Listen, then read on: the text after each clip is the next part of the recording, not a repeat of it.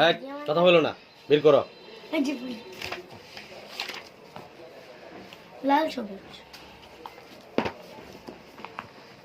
দাও দাও। কেডা গণিত গণিত গণিত গণিত কো এটা কি তা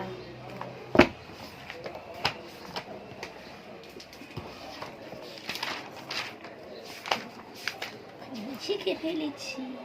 কত পর্যন্ত করাইছি মনে আছে কিছু? 20 পৃষ্ঠা করাইছি। শেষ শেষ সেটা? 21 পৃষ্ঠা করাইছি না, দাও খাতা কলম দাও। 21 পৃষ্ঠা না না করেছি না।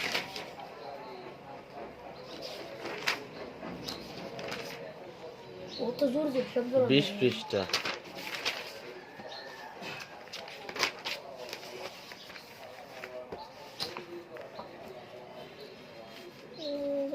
আজ করছে 21 পৃষ্ঠা। পৃষ্ঠা 21 পৃষ্ঠা। দেখো সবুজ তিনে কি বলছে, একটা পোশাক কারখানায় 6432 জন পোশাক শ্রমিক কাজ করে। এই বছর 231 জন শ্রমিক নতুন আসছে। কতজন? 231। এবং 153 জন শ্রমিক পুরান তারা কি করছে, অন্য কারখানায় চলে গেছে। বুঝছো? বর্তমানে ওই কারখানায় শ্রমিকের সংখ্যা কত? আমরা একটু সহজ ইকুয়েশন বুঝি। পোশাক কারখানার মধ্যে শ্রমিকের সংখ্যা কতজন মোট? মোট শ্রমিক হয়েছে 6432 জন। আচ্ছা। নতুন বছর উপলক্ষে 231 জন শ্রমিক আসছে। কতজন আসছে? 231। তাহলে মোট কতজন হইল? 6432 যোগ 231। এটার যোগফল মনে করো যে আমরা পাইলাম, দেখা গেল 153 জন শ্রমিক অন্য কারখানায় চলে গেছে। তার মানে 6432 যোগ 231 যোগফলের সাথে যদি আমরা 153কে বিয়োগ করি তাহলে যে ফলাফলটা পাবো সেটা হচ্ছে বর্তমান সংখ্যা। সেটা কি? বর্তমান সংখ্যা।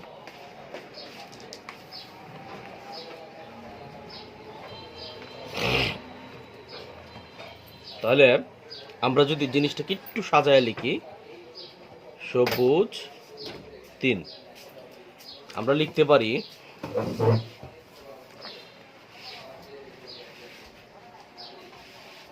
বুঝছো নূর, তুমি পড়তে পড়ে কিন্তু বুঝো না। পোশাক কারখানায়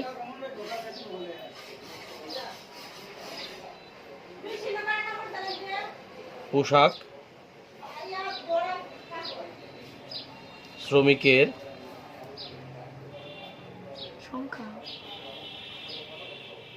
সংখ্যা হচ্ছে 6432 জন। কতজন? 6432।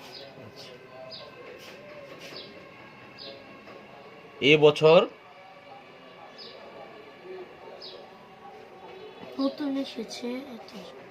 নতুন এসেছে কতজন? 153 জন। কতজন? 153 না 231। আব্বাড়া 231 জন। মিষ্টি 231 জন। তাহলে মোট সংখ্যা কত? যদি আমরা এটাকে মোট শ্রমিকের সংখ্যা হচ্ছে কত? 6432 যোগ হচ্ছে 231 জন। তাহলে এটা আমরা যোগ করলে কি পাবো?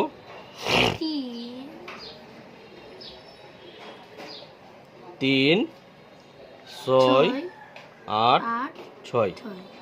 তাহলে মোট শ্রমিকের সংখ্যা হইল এখন 6863 জন। অন্য কারখানায় চলে গেছে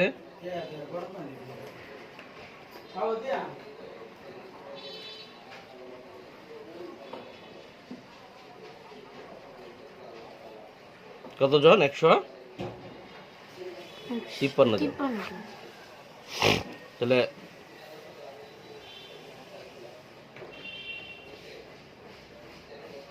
কারখানায় বর্তমান শ্রমিক আছে। শ্রমিক আছে আছে 0 1 7 6 জন। জন তার মানে 6710 জন হচ্ছে বর্তমানে আছে। কি কারখানায় শ্রমিক আছে। এখন যদি এটাকে আমরা গাণিতিক বাক্যে লিখি, কি বাক্যে লিখি? গাণিতিক বাক্য। গাণিতিক বাক্যে লিখি, তাহলে আমরা ডিরেক্ট লিখব বর্তমানে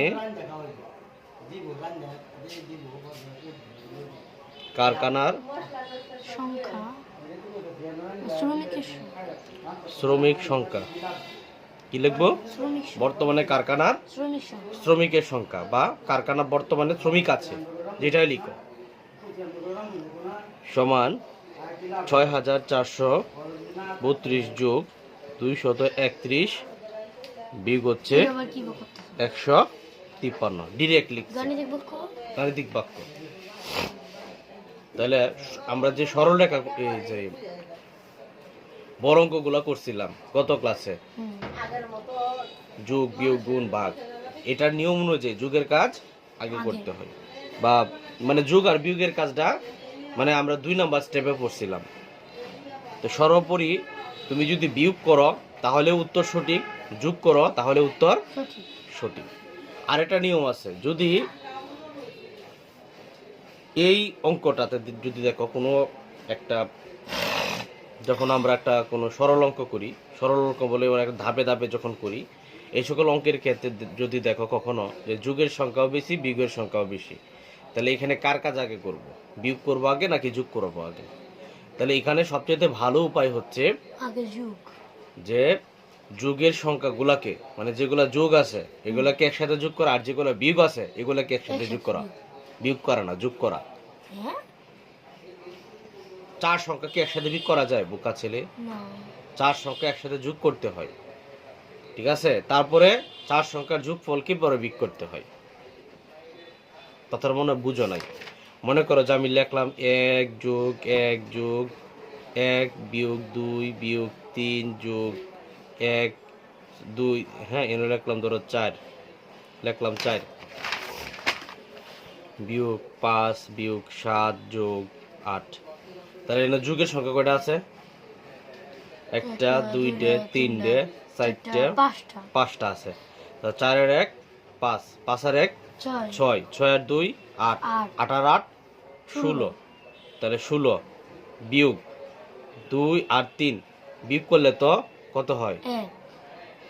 -2 -3 বেটা হবে? হবে না। তখন এই সংখ্যাগুলোকে আমরা যোগ করতে হয়, মাঝখানে বিয়োগ চিহ্ন তো আছেই। তাহলে 2 আর 3 কত? 5, 5 আর 5 10, 10 আর 7 17। যদিও সংখ্যাটা বড় হয়ে গেছে, আমি এটাকে ধরো এটারে আমি 2 বানাই দিই, হ্যাঁ সংখ্যা বড় হয়ে যাবে। নাইলে ধরো 2 আর 3 5, 5 আর 2 7, 7 আর 7 14। এই যে বিয়োগফলের যোগফল, ঠিক আছে? তখন ওই লোক এটাকে সহজে করা যায়। তাহলে উত্তর হতো 2। বুঝিছো? এরকম আর কি ব্যাপার। তাহলে যোগ করে সংখ্যা এনে বেশি না, তাহলে যোগফলটা আমরা করবো। যোগফল কত? 6863 বিয়োগ হচ্ছে 153 সমান হচ্ছে 6710 জন। এটাই হচ্ছে ফলাফল। বুঝে আসছে? তাহলে আমাদের এখানে প্রত্যেকটা অঙ্ক এখানে গাণিতিক বাক্যে লিখে দিছে, আমাদের এটা গাণিতিক বাক্যেই আমরা লিখবো, যেহেতু বইয়ের মধ্যে গাণিতিক বাক্যে লেখা আছে। মনে করো এখানে লেখা আছে কি 3 ডজন ডিম। কয় ডজন ডিম? 3 ডজন। 3 ডজন ডিম। যা বলছিলাম দেখো, কয় ডজন ডিম বলছে? 3 ডজন ডিম। আর হচ্ছে 5 হালি কলা। মূল্য কত? 620 টাকা। 1 ডজন সমান কতটা? দ্রুত বলো। 1 ডজন 4টা কি কই 4টা এক খালি 1 দ্রুত ডজন বলো। 1 ডজন কয়টা? 32টা 32টা। গুড। 1 ডজন সমান 32টা 32টা। সেদিন বই 1 ডজন ডিম গুনছিলাম 1 ডজন কয়টা? 32টা 1 ডজন 32টা না 1 ডজন 12টা? 12টা কি করতে তুই কলা আর এক খালি এক খালি 4টা 4টা। ভালো করে 3 ডজন ডিম সমান কয়টা তাহলে কয়টা হবে? 3 ডজন ডিম একটা যদি 12 কে 12 দিয়ে 3 12 36 36টা। আর 5 হালি মানে কয়টা কলা? 5 আলে 5 12 60 এক হালি সমান 12টা। সরি 60টা তাহলে 5 হালি সমান 20টা 20টা। তার মানে 3 ডজন ডিম বা 36টা ডিম। 5 হালি বা 5 আলি বা হইছে 20টা ডিম 20টা কলা। মূল্য কত? 620 টাকা 620 টাকা। একটা জিনিস আমাদেরকে উল্লেখ করে দিচ্ছে কি? 1 ডজন ডিমের মূল্য। কয় ডজন ডিমের মূল্য? 1 ডজন 1 ডজন ডিমের মূল্য। 1 ডজন ডিমের মূল্য কয় টাকা? 140 140 টাকা। এখন বলছে তাইলে 1 ডজন ডিমের দাম যদি 140 টাকা হয়, একটা কলার মূল্য কত? 1 হালি না কুন্তি? এনে 1 ডজনের কথা উল্লেখ আছে। কয় ডজনের কথা? 1 ডজনের কথা উল্লেখ আছে। তারপর বলছে কি একটা কলার মূল্য তাহলে কত? একটা জটিল জিনিস না এটা? তো এটাকে আমরা কি করতে হবে? গাণিতিক বাক্যে প্রকাশ করতে হবে। তাহলে আমরা সর্বপ্রথমেই লিখবো একটা কলার মূল্য। কি লিখবো? একটা কলার মূল্য সবুজ 4। আমরা লিখবো একটি কলার মূল্য কলার মূল্য। প্রথমে আমাদেরকে যেটা করতে হবে সেটা হচ্ছে, যেহেতু এখানে 1 ডজন ডিমের মূল্য দেওয়া আছে, আমাদের কলার কোনো মূল্য দেওয়া নাই এবং কলার সংখ্যা চাইছে একটা। কয়টা চাইছে? একটা এক হালেও চাই নাই, কিন্তু একটা কলার মূল্য চাইছে। তার মানে আমাদের সর্বপ্রথম যে কাজটা করতে হবে, 3 ডজন ডিমকে আমাদের মূল দামে প্রকাশ করতে হবে। তারপরে 5 হালি কলা, তারপরে 5 হালি কলা থেকে একটা কলায় আসতে হবে। সরি, আমি আবার একটু সহজ করে বলি। প্রথমে 3 ডজন ডিম, 1 ডজন ডিমের দাম তো দেওয়া আছে। তারপরে আমাদের 5 হালি কলা, 5 হালি কলা থেকে তারপরে তোমার এই যে 1 ডজন ডিমের মূল্য বাদ দিতে হবে মোট সংখ্যা থেকে। 1 ডজন সরি 1 ডজনের দাম যদি 140 টাকা হয়, তাহলে 3 ডজনের দাম কত হবে? এটাতে 3 দিয়ে গুণ করতে হবে। 3 দিয়ে গুণ করলে যে সংখ্যাটা হবে, এই সংখ্যাটাকে মূল সংখ্যা দিয়ে বাদ দিব, মানে 620 থেকে বাদ দিব। 620 থেকে বাদ দিলে যে সংখ্যাটা পাবো সেটা হচ্ছে 5 হালি কলার মূল্য। কত হালি কলার মূল্য? 5 হালি কলার মূল্য। তাহলে 5 হালি কলার মূল্য যদি 620 টাকা হয়, তাহলে 5 হালি সমান কয়টা? 20টা। তখন আমরা এই যেই ফলাফলটা পাইছিলাম ওই ফলাফলকে আমরা 20 দিয়ে ভাগ করব। কত দিয়ে ভাগ করব? 20 দিয়ে ভাগ করব। 20 দিয়ে ভাগ করলে যে ফলাফলটা পাবো ওই ফলাফলটা হচ্ছে একটা কলার মূল্য। সেই ফলাফলটা কি? একটি কলার মূল্য একটা কলার মূল্য। মাথা কিছু ঢুকছে? মনটা তো পড়ে না তোমার? কিচ্ছু ঢুকছে না? মাথা কিচ্ছু ঢুকছে না?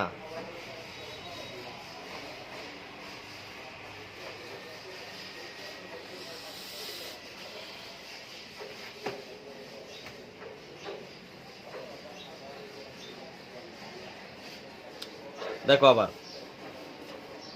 আবার বুঝো। কয় ডজন ডিম এখানে?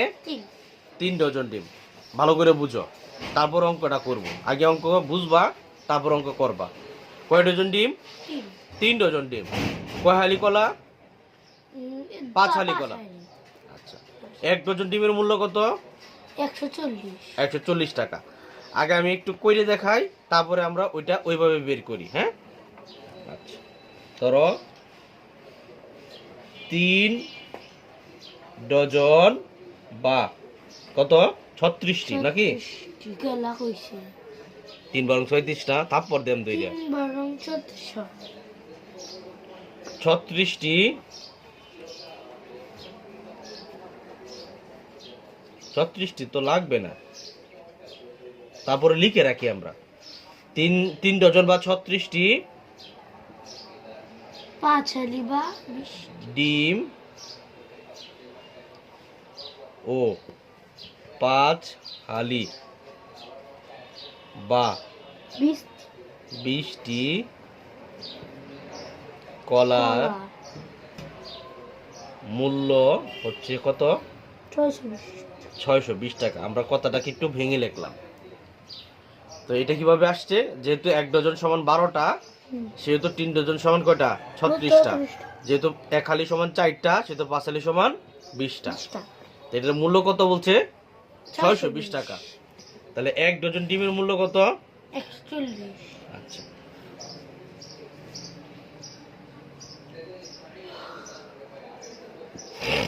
এক ডজন বা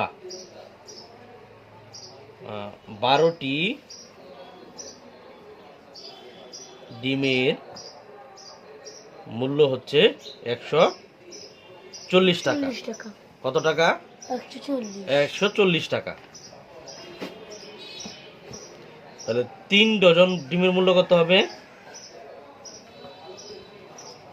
140 গুণ হচ্ছে 3 টাকা। এটা কেন লিখছে এটা বুঝছো তো? যদিও এটা লেখার দরকার নাই, এটা লেখার দরকার নাই, তারপর লিখে দিলাম আর কি, তা লাগবে না, কনফিউশন লাগবে না এলে তোমাদের। হ্যাঁ, 3 ডজন বা 36টায় 5 হালি বা 20টি, এটা লিখে রাখছি যাতে পরবর্তীতে আমাদের সহজ হয়। তাহলে 1 ডজন ডিমের মূল্য কয়টা? 140 টাকা। 3 ডজন ডিমের মূল্য 140 গুণ 3। 140 গুণ 3। 3 0 3 4 12 2, 3 কি 3 আর 2 কত? 1 কত? 4। 420 টাকা। 420 টাকা। এটা কয় ডজন ডিমের মূল্য? 3 ডজন ডিমের মূল্য। কয় ডজন? 3 ডজন। 3 ডজন। এখন যদি বলে এখান থেকে একটা ডিমের মূল্য বের করতে, একটা ডিমের মূল্য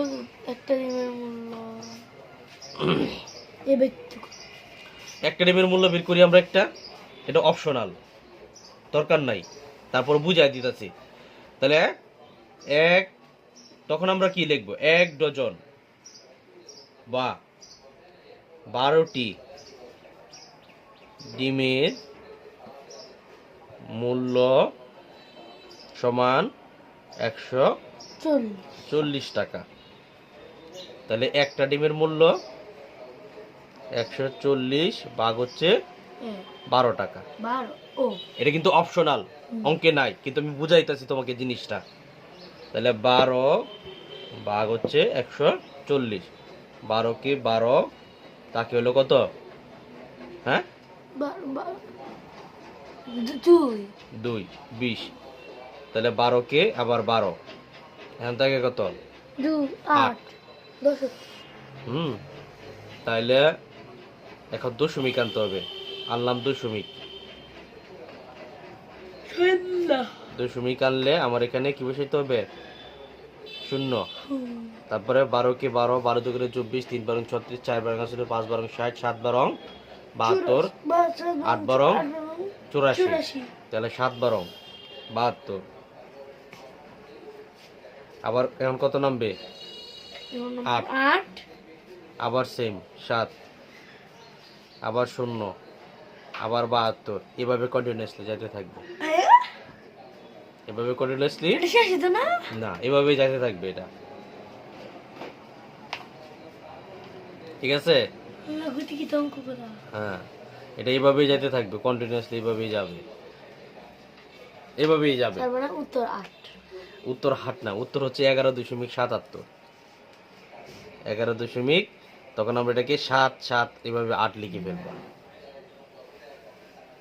বাক্সেসটারই একসাথে যোগ করে দিবা, তাহলে এটাই উত্তর হবে। অপশনাল জিনিস এটা, এটা এইভাবেই আসবে না, জাস্ট আমি তোমাকে দেখাইলাম আর কি একটা ডিমের মূল্য কিভাবে বের করবা। এটা আরো উপরে ক্লাসের পড়া, কিন্তু তোমাকে এখন বুঝাই দিলাম। আমাদের বের করতে হবে কয়টা কলার মূল্য। হ্যাঁ, একটা কলার মূল্য বের করতে হবে। তাহলে 3 ডজন ডিমের মূল্য পাইলাম, কিন্তু 5 হালি কলার মূল্য পাই নাই। 3 ডজনের দাম কত পাইছি? 420 টাকা।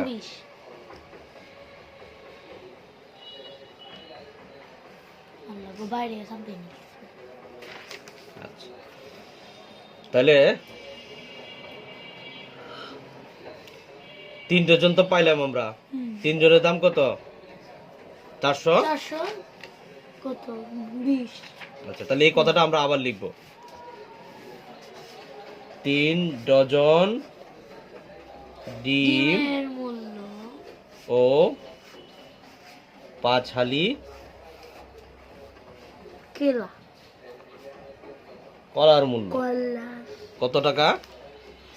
620 টাকা। 620 কত টাকা? 620 620 টাকা। তাহলে 3 ডজন ডিম তো দেওয়াই আছে, 5 হালি তাহলে আমরা লিখবো যে এর থেকে আমরা 3 ডজন ডিম বাদ দিয়ে দেবো। কত ডজন ডিম বাদ দিব? হ্যাঁ। 3 ডজন ডিমের মূল্য মূল্য সমান কত? 420 420 বিয়োগ 20 টাকা। এটাকে যদি আমরা বিয়োগ করি তাহলে আমরা 5 হালি কলার মূল্য পাবো। কেলা কত টাকা? 002 200 টাকা কত টাকা? 20 তাহলে 5 হালি কলার মূল্য কত? 200 টাকা। তাহলে 5 হালি কলার মূল্য যদি 200 টাকা হয়, তাহলে 5 হালি বা কয়টা? 20টা কলার মূল্য হচ্ছে কত টাকা? 200 টাকা। তাহলে একটা কলার মূল্য 200 ভাগ 20 সমান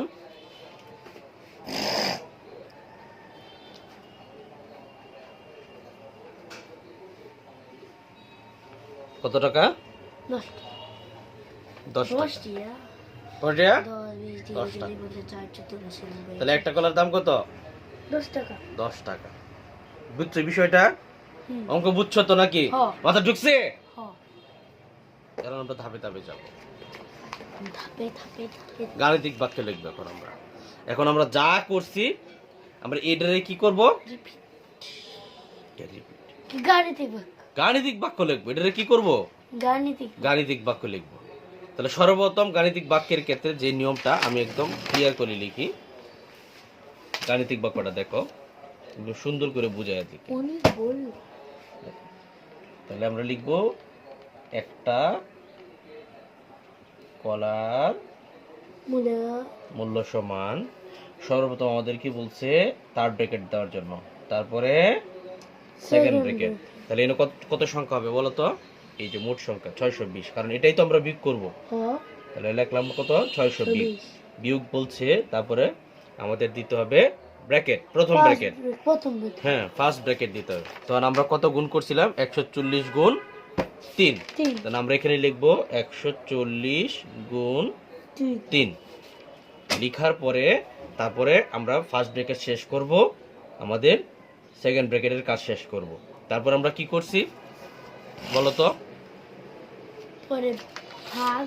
আমরা বিয়োগের কাজ শেষ করার পর আমরা ভাগ করছি।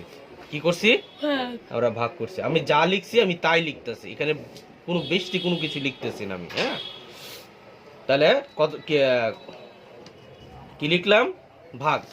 আমরা ভাগ করছি কত দিয়া? 200 কে 20 দিয়ে ভাগ করছি। কত দিয়ে ভাগ করছি? 200 দিয়ে 20 ভাগ করছি।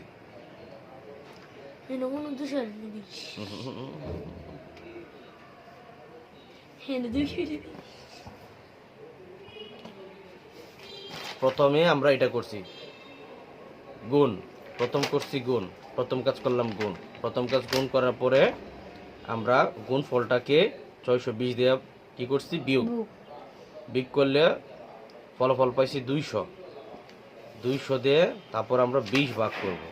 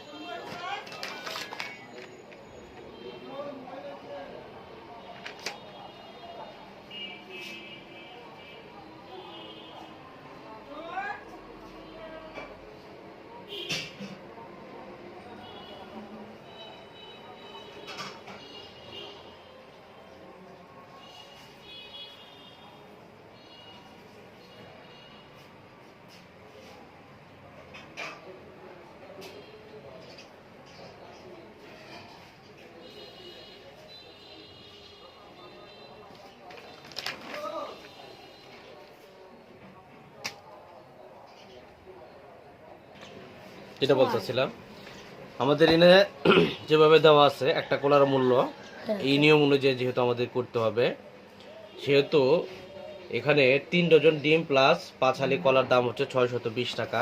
আমরা লিখলাম 620 টাকা। তারপরে 1 ডজন ডিমের দাম বের করছি গুণ করে, কত? 100।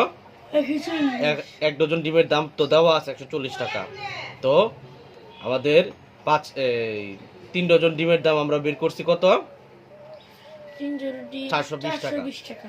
তো এখানে আমরা এটা লিখলাম। পরের নিয়ম অনুযায়ী আমাদেরকে ভাগ করতে হবে একটা সংখ্যা দ্বারা, যেটা হচ্ছে আমাদের 5 হালি কলা দিয়ে। কত হালি কলা দিয়া? 5 হালি কলা দিয়া। আর যেহেতু 1 হালি সমান 4টা, সেহেতু পরের ভাগ হচ্ছে 4। তাহলে এর আমরা কত লিখবো? 5।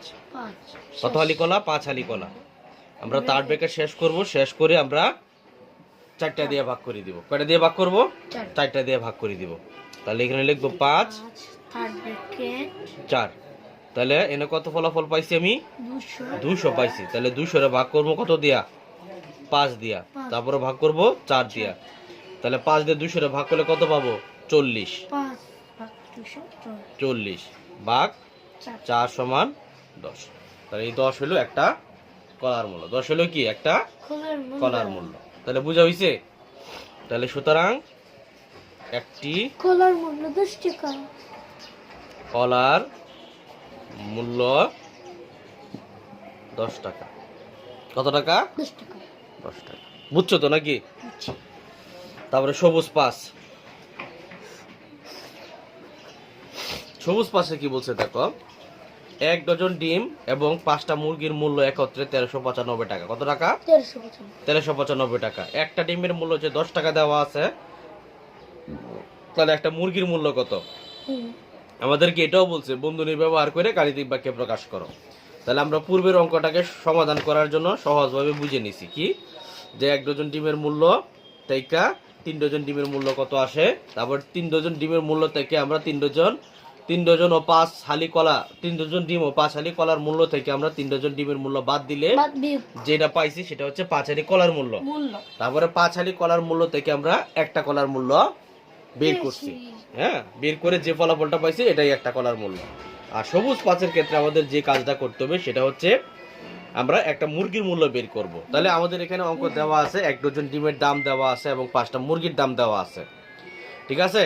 তাহলে 1 ডজন ডিমের দাম যদি একটা ডিমের দাম যদি 10 টাকা হয়, তাহলে 12টা ডিমের দাম 120 টাকা। তাহলে 120 টাকা, 120 টাকা মানে 1 ডজন ডিম, মানে 1 ডজন ডিমের দাম কত? 120 টাকা। তাহলে 5টা মুরগির মূল্য আর 1 ডজন ডিম থেকে যদি আমরা 1 ডজন ডিম বাদ দিই, মূল্য বাদ দিই, তাহলে যে টাকাটা পাবো সেটা হচ্ছে 5টা মুরগির মূল্য। তাহলে 120 টাকা যদি 1395 থেকে বাদ দেই, তাহলে কত থাকে? ধরো সামথিং 1100 সামথিং থাকে। হ্যাঁ, তাহলে এই 1100 টাকা হচ্ছে কত? 5টা মুরগির মূল্য। তাহলে 5টা মুরগির দাম যদি 1100 সামথিং হয়, তাহলে একটা মুরগির দাম পাওয়া যেত না? তখন ভাগ করে দিলেই তো আমরা একটা মুরগির দাম পাইতেছি। তাহলে সরাসরি আমরা এখানে অঙ্ক বসায় দিব। তাহলে একটা মুরগির মূল্য আমরা লিখবো কি? একটি মুরগি মূল্য সমান সেকেন্ড ব্র্যাকেট। তাহলে আমরা মোট টাকা লিখবো। আগে কত টাকা লিখবো? মোট টাকা কত? 1395। কত? 1395। তারপর কি বলছি আমরা? ওই যে 1 ডজন ডিমের দাম বের করবো। কয় ডজন ডিমের দাম? 1 ডজন ডিমের দাম বের করবো। তাহলে একটা ডিমের দাম কত দেওয়া আছে? 10 টাকা। কত টাকা? 10 টাকা দেওয়া আছে। তাহলে আমরা লিখবো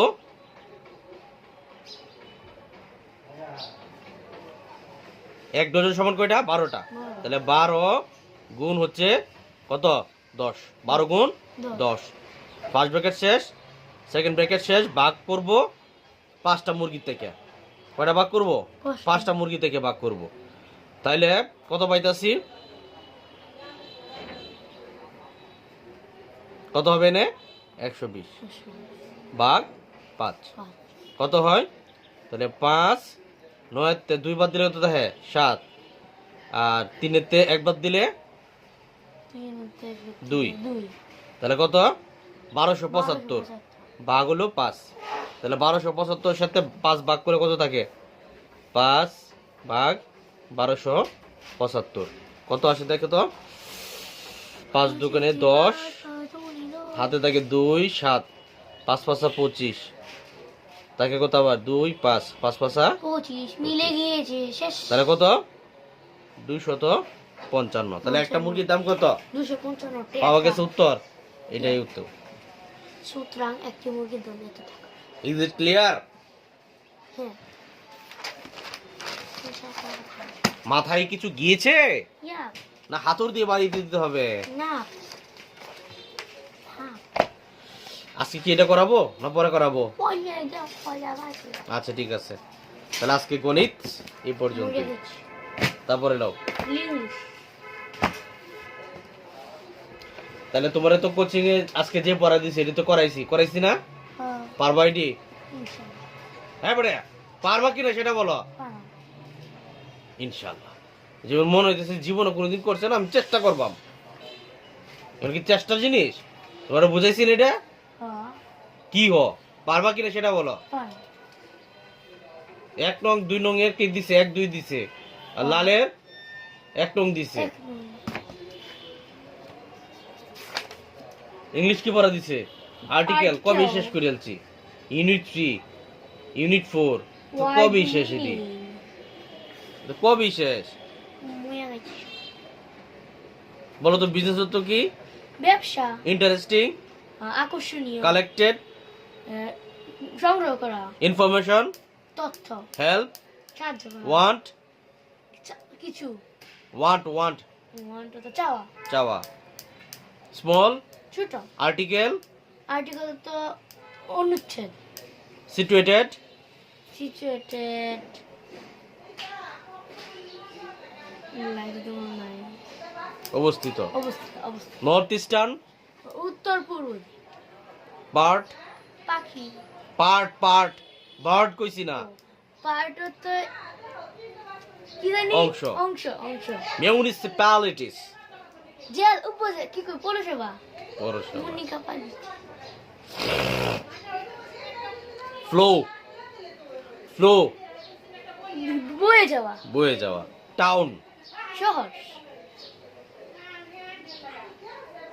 ল্যান্ডলর্ড বেড়ার নাম এ বেটা ল্যান্ড লর্ড মাটির জেলার নাম জমিদার জমিদার, জমিদার জমিদার, মাটি। জমিদারের ঘরে জমিদার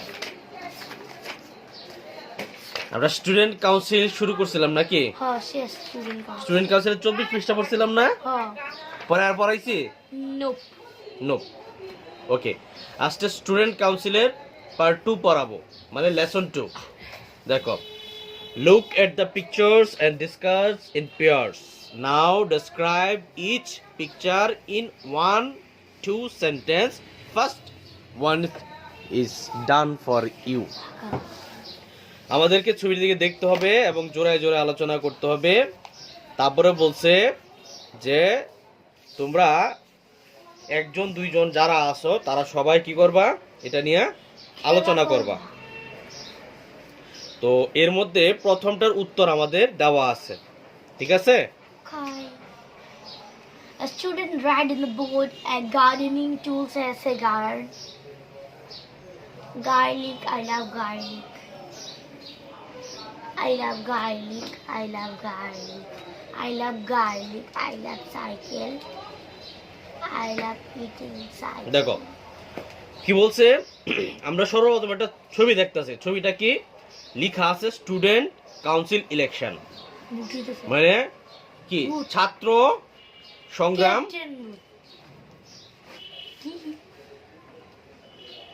ছাত্র সংসদ নির্বাচন নির্বাচন। স্টুডেন্ট কাউন্সিল ইলেকশন মানে ছাত্র সংসদ নির্বাচন তো এখানে সবাই লাইন ধরে দাঁড়া আছে ডান পাশে কিছু পোস্টার দেওয়া আছে আচ্ছা তাহলে আমরা বাংলাটা তো বললাম তাহলে বাংলাটা দেওয়া আছে কি যে সাম স্টুডেন্টস সরি ইংলিশটা দেওয়া আছে সাম স্টুডেন্টস কিছু ছাত্রছাত্রী আর স্ট্যান্ডিং দাঁড়িয়ে আছে ইন এ লাইন এক সারিতে দে আর রেডি তারা প্রস্তুত to vote in the student council election ছাত্র সংগ্রাম সংসদ নির্বাচনে ভোট দিতে কি দিতে ছাত্র সংসদ নির্বাচনে কি দিতে ভোট দিতে ঠিক আছে, তারপরে দেখি তারপরেরটা আমরা দেখতে পাচ্ছি যে কিছু ছাত্রছাত্রী এক সারিতে আইসা তারা একে এক করে ভোট দিতেছে। কি দিতেছে? বুট ব্যালট বক্সে ভোট দিতেছে। আর তৃতীয় ছবিতে আমরা দেখতাছি বিদ্যালয়ের সামনে কিছু ছাত্রছাত্রী তাদের মাঠ পরিষ্কার করতেছে। তাহলে আমি বলি, তুমি লিখে ফেলো চটপট, নাকি না আমি বলে দিব? লিখে ফেলি এটা দ্বিতীয় বক্সটা এখানে আমি লিখে দিই। 25 পৃষ্ঠার 2.1 ইউনিট 5 2.1 পেজ নাম্বার হচ্ছে 25। আমরা দ্বিতীয় বক্সটা লিখতেছি। তাহলে আমরা দেখতেছি কি এক সারিতে আইসা কিছু ছাত্রছাত্রী কি করতেছে? ব্যালট বক্সে ভোট দিতেছে। ব্যালট বক্সে ভোট দিতেছে। তা আমরা লিখবো a student is putting his vote into the ballot box. একটা ছাত্র কি করতেছে? ব্যালট বক্সে কি করতেছে? ভোট দিতেছে। His friend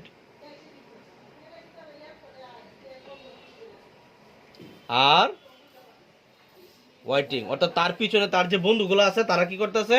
দাঁড়িয়ে আছে। পিছনে মানে কি? অপেক্ষা বিহাইন্ড। করছে। পিছনে মানে কি? বিহার বিহাইন্ড। কার পিছনে? তার বন্ধুর পিছনে। Him for their turn. For their turn turn. তার বন্ধুরা তার পিছনে কি করতেছে? দাঁড়িয়ে আছে। ভোট দেওয়ার জন্য অপেক্ষা করতেছে। ফর দেয়ার টার্ন মানে হচ্ছে ভোট দেওয়ার জন্য অপেক্ষা করতেছে আর কি তারা। তাহলে এটা বুঝছো তো নাকি? হ্যাঁ তাহলে এটা 2 নাম্বারটা। আবার আসি 3 নাম্বারটার মধ্যে। 3 নাম্বারটার মধ্যে আমরা যেটা দেখলাম সেটা কি, যে সকল ছাত্রছাত্রী মিলে কি করতেছে? স্কুলের সামনে বাগান না মাঠ পরিষ্কার করতেছে। কি করতেছে? মাঠ পরিষ্কার। মাঠ পরিষ্কার করতেছে। তাহলে ছাত্রছাত্রী ইংরেজি কি? Students students. Students are cleaning. আমরা কি লিখবো? Students are cleaning the field. Cleaning their school field আর বেটা প্লেগ্রাউন্ড, বেটা খেলার মাঠ না। ফিল্ড মাঠ বড়। Students are cleaning their school playground. যেহেতু সবাই একসাথে, তাহলে একসাথে কথাটা লাগবে না? Playground together. To get high. Students are cleaning their school playground together. ছাত্রছাত্রীরা একসাথে তাদের বিদ্যালয়ের খেলার মাঠ পরিষ্কার করতেছে। তারপরে এখানে আমরা কিন্তু আরেকটা জিনিস লক্ষ্য করতেছি, যে একজনে পরিষ্কার করতেছে, আরেকজনে কিন্তু ময়লা তুলতেছে। এই যে দেখো কি তুলতেছে? মোনা ময়লা তুলতেছে। তাহলে এই কথাটা লিখতে হবে না? তাহলে they are picking up. Picking up the. They are picking pick up মানে হচ্ছে নেওয়া আর কি, তোলা, নিচ থেকে তোলা।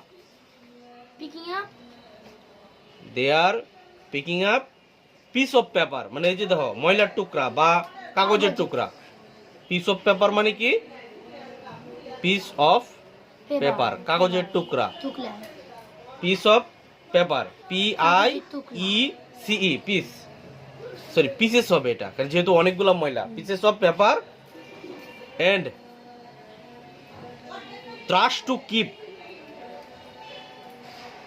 তো dustbin. Trash to keep the dustbin. Environment. বাইরে এনভায়রনমেন্ট মানে পরিবেশ। Clean. And trash to keep the environment clean. এবং পরিবেশ কি করতেছে? পরিষ্কার করতেছে বেটা। পরিষ্কার কি? তারা পরিষ্কার পরিচ্ছন্ন করতেছে। অর্থাৎ শিক্ষার্থীরা মিলে, মানে students are cleaning their school playground together. শিক্ষার্থীরা মিলে তাদের বিদ্যালয়ের খেলার মাঠ পরিষ্কার করছে। They are picking up piece of paper. তারা কি করতেছে? ময়লা আবর্জনা কুড়িয়ে and touch to keep the environment clean, এবং পরিবেশ সুন্দর রাখার কাজ করছে। এবং পরিবেশ সুন্দর রাখার কাজ করছে। বুঝছো তো নাকি? ওকে, তারপরে আসি।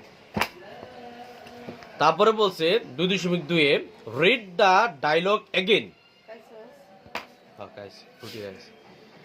বলছে আমরা এখানে যা পড়লাম, এখানে আমরা যা পড়ছি, মানে যে ছাত্রছাত্রীরা নির্বাচন, ভোট দিতেছে, পরিষ্কার করতে হয়। মাঠ পরিষ্কার করতেছে, এই যে একটা ডায়লগটা আমরা পড়লাম। এবং আমরা আগে একটা ডায়লগ পড়ছি না, হুম। যে একজন রিপোর্টার আসছে, রিপোর্টার এসে কি করছে, একজন এই, ছাত্রের তুমি কি বুঝতাছ হ্যাঁ। পরে চিল্লাই না গেলে গা পরে তোমার আজকে যদি চিল্লাইবে তো দুই মামু ভাইনারে ধরে ফিডাই আমাদের কে রে চিল্লাই কে রে? মানুষ কও যেন বোঝা হইছে না দেখতেছে অত না তো চিল্লাই কে? পারে না ফার্স্টে গেল কইছে শব্দ কইতারে না উত্তর কইতারে না অর্থ আমি কইতারে না যেটা নেই এটা মামা নিজেও তো বুঝে না। তোলে ব্যাগে বুঝছে না। এদিকে দাও, read the dialogue again and answer the questions below. মানে আমরা পূর্বে যা পড়ছি, এখন যা পড়ছি, এগুলা আমাদেরকে বলছে আবার পড়ার লাগে। ওহনো গাছ বারে নাই তাহলে আমাদের এখন এগুলোর উত্তর দিতে হবে। বলছে যে হট স্পেশাল ইভেন্ট। আসসালামু আলাইকুম, ভালো আছেন? সালাম দিছি আপনারে বলছে যে hot special event is happening at the school. What special event is happening at the school. তাহলে আমরা পূর্বে ডায়লগে আমরা একটা কি পড়ছিলাম, তাদের স্পেশাল ইভেন্টটা কি? Student council election. Student council election election. তাহলে আমরা পড়ছিলাম হচ্ছে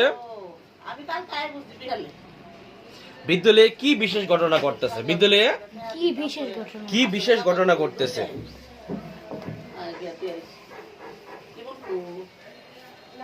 খালি খালি জায়গা লাগে চলে যাচ্ছে কষ্ট লাগে। লাগাইবা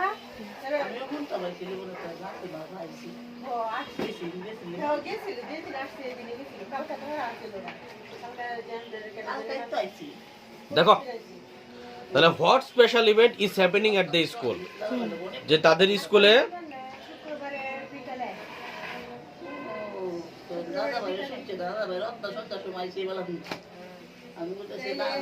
কারণ আমি গেলাম হইলে যে আমার দেখতাম পরে হেলাই যেতে আমি কাতারালো। দেখে কোন কথা আমরা উত্তরগুলো লিখে দিই। তাহলে সর্বপ্রথম আমরা কি পাইছি, আমরা পড়বো আজকে 26 পেজ 2.2 2.2 26 পেজ। হ্যাঁ, সাবসায় প্রথম প্রশ্ন কি, what special event is happening at the school, যে স্কুলের মধ্যে স্পেশাল কি হইতাছে, স্পেশাল বলতে বিশেষ। প্রথম প্রশ্ন কি, যে বিদ্যালয়ে কি বিশেষ ঘটনা ঘটছে, বিদ্যালয়ে কি বিশেষ ঘটনা বিশেষ ঘটনা করছে। বাংলায় উত্তর দিলে কি হবে, যে বিদ্যালয়ে স্টুডেন্ট কাউন্সিল নির্বাচন তুই তো অনুষ্ঠিত হচ্ছে, বিদ্যালয়ে স্টুডেন্ট কাউন্সিল নির্বাচন অনুষ্ঠিত হচ্ছে অনুষ্ঠিত হচ্ছে। তাহলে আমরা এটাকে লিখি এ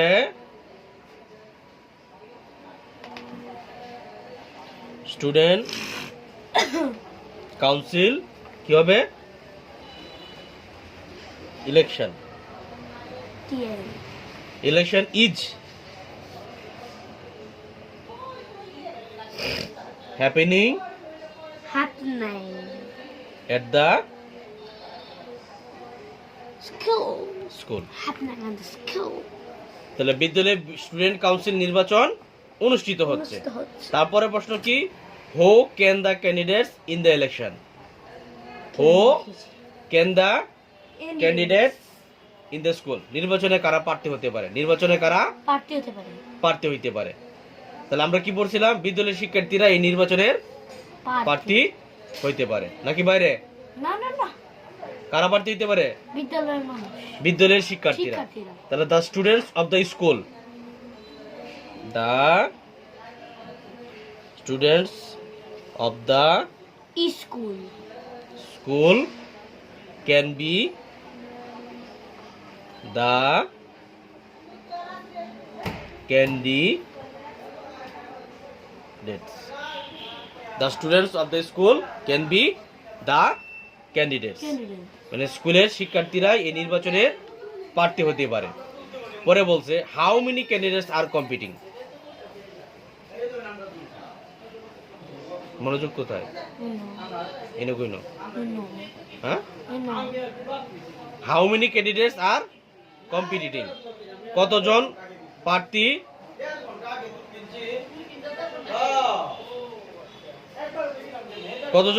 প্রতিদ্বন্দ্বিতা করতেছে, কতজন প্রার্থী প্রতিদ্বন্দ্বিতা করতেছে, কতজন,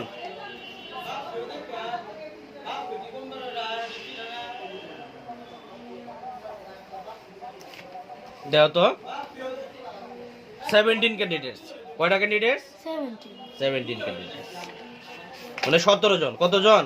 17 তাহলে হাউ মেনি? তাহলে 17 সরাসরি লিখবা 17 candidates ক্যান্ডিডেটস আর counts কম্পিটিং। competing 17 জন প্রার্থী কি করতেছে? নির্বাচন করতেছে। ডি নম্বরে বলছে what does Sadia plan to do if she wins the election.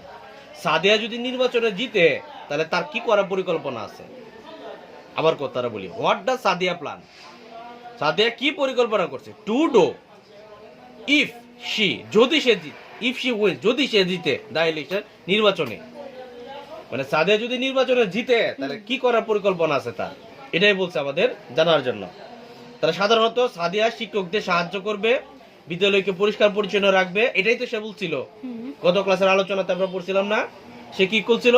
পরিষ্কার রাখবে, শিক্ষকদের প্রথমে সাহায্য সহযোগিতা করবে কাজের মধ্যে। আরেকটা বলছিল সে বিদ্যালয়কে পরিষ্কার পরিচ্ছন্ন রাখবে, বিদ্যালয়কে পরিষ্কার পরিচ্ছন্ন। তাহলে Sadia plans two assist,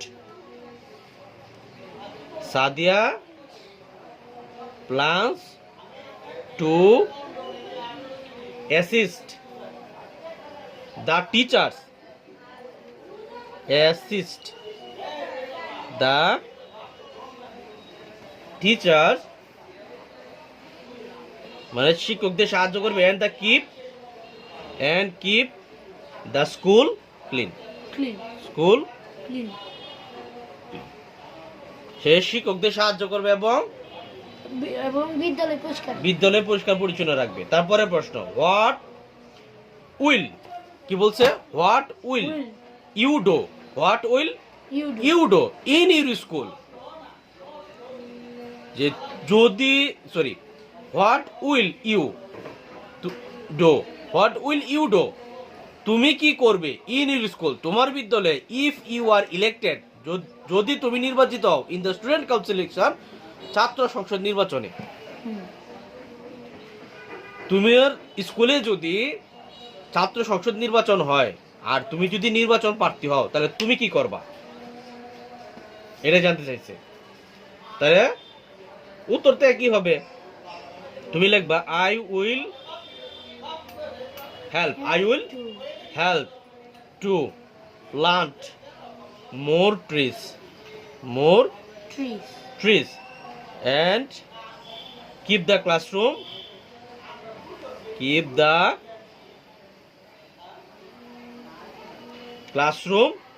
tidy. তাহলে আমি কি করব? আমি নির্বাচিত হইলে স্কুলে আরো গ্লাস লাগাইতে সাহায্য করবে এবং শ্রেণীকক্ষ টিডি রাখবো, মানে গুছিয়ে রাখবো। কি রাখবো? গুছিয়ে রাখবো বা সাজিয়ে গুছিয়ে রাখবো। কথা কি ক্লিয়ার? বুঝছো এটা? বুঝছি। তারপর আসি 3.1 দেখো 3.1 কি বলছে? Language focus, simple future tense. কি বলছে? সিম্পল ফিউচার, মানে আমরা এখানে কিন্তু বেশিরভাগ ভবিষ্যৎ জিনিস দেখছি। ভবিষ্যৎ না হইছে, এগুলা নির্বাচন হইছে, প্রার্থী জিতছে না, যেটা হয় না এটাই কি ভবিষ্যৎ। তাহলে আমরা আজকে বুঝবো সিম্পল ফিউচার টেন্স সম্পর্কে। কি বুঝবো?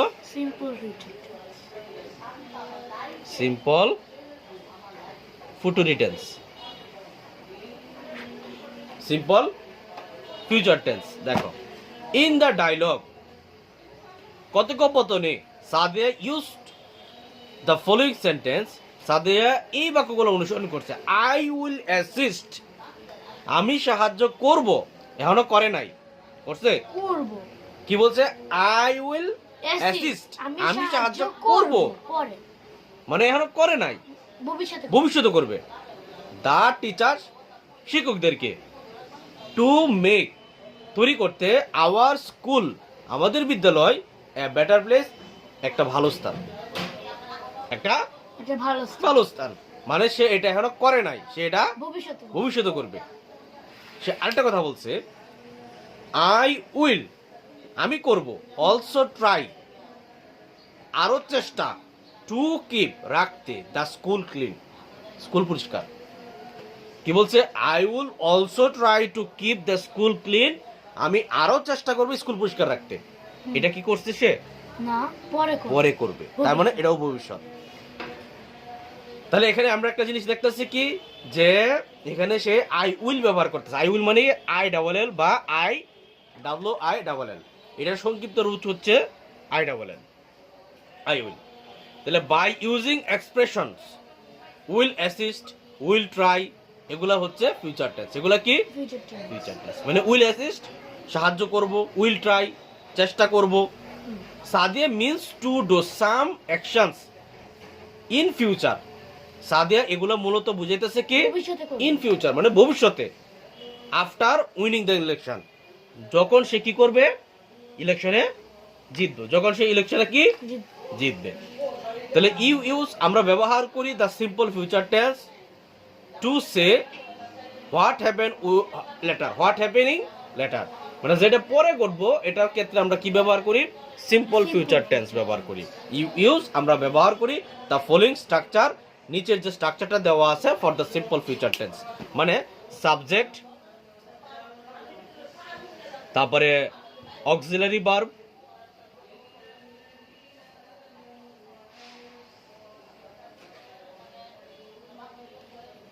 অক্সিলারি ভার্ব কি আছে? উইল আছে, আর এটা পড়ছিলাম কি আমরা? শেল। তারপরে আমরা একটা ভার্ব দিব, মানে মেইন ভার্ব। কি দিব? Main verb. তারপরে ফলোইং অ্যাসিস্ট যা থাকবে তাই, মানে অবজেক্ট। তার মানে এখানে যদি এখন আমরা তার কথাটাই বসাই, সাবজেক্ট কি? আই, অক্সিলারি ভার্ব আমরা বসাইছি উইল, এটাকে আমরা আবার লিখতে পারি, এটা লিখতে পারি, পারি কি না? তাহলে আই উইল কি বলছে সে? অ্যাসিস্ট, আমি সাহায্য করব। তারপরে তাহলে ভার্ব বসাইলাম, অক্সিলারি ভার্ব বসাইলাম, সাবজেক্টও বসাইলাম, আর বাকি অংশ কি? অবজেক্ট। অবজেক্ট কি? The teachers to make our school a better place. এটাই হচ্ছে অবজেক্ট। এই অংশটুকু কি? অবজেক্ট।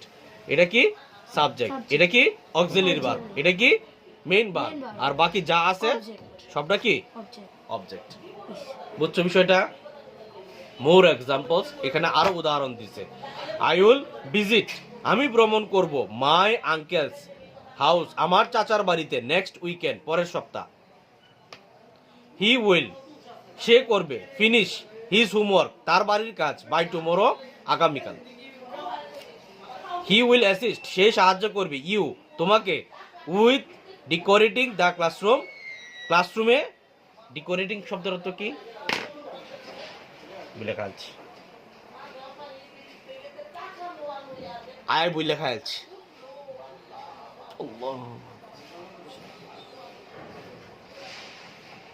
এটা দেখি মাড়িটা, এটা কি মাড়ি?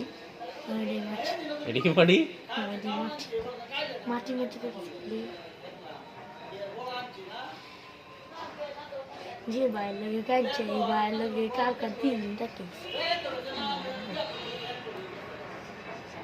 তোরা কই সাথে দেখতে, কার সাথে কাটছে, কার সাথে ঝগড়া জানি না। সেদিন আমরা শুনে দিতে তুই তো শুনস কে? তোর কানও তো ফাতলা কেটে রে। এর বাদ দিছিলাম এই নির্বাচন বিয়াতে বাদ দিতে পারছি। কার বেদা তোর? দেখো যেটা বলতেছিলাম, ডেকোরেটিং মানে হচ্ছে সাজাতে, ডেকোরেটিং সাজাতে, সাজাতে। দেখছ ডেকোরেশনস, ইয়াল্লা ডেকোরেটিং হচ্ছে সাজানো। তাহলে কি বলতেছে? He will assist you the with decorating the classroom, শ্রেণীকক্ষ সাজাতে সে তোমাকে সাহায্য করবে। তারপর এটা বলছে we will go to the museum by bus next week, বলছে আমরা আগামী সপ্তাহে বাসে করে জাদুঘরে যাব। They will distribute clothes, distribute মানে বিতরণ, ডিস্ট্রিবিউট মানে কি? বিতরণ, ডিস্ট্রিবিউট বিতরণ। They will distribute clothes to the poor, তারা গরিবদের মাঝে পোশাক বিতরণ করবে। এটা হচ্ছে সবগুলাই হচ্ছে সিম্পল ফিউচার টেন্স। সবগুলো কি সিম্পল ফিউচার টেন্স। তারপর আমরা আগামীকাল ইউনিট 5 এর বাকিগুলো শেষ করব। আজকে আমরা কি পড়লাম? 25 এবং 26 ভালো করে পড়বা, মুখস্থ করবা। যদি খালি বুঝো না পিটালাম। কি আমি আগে যাবার আগে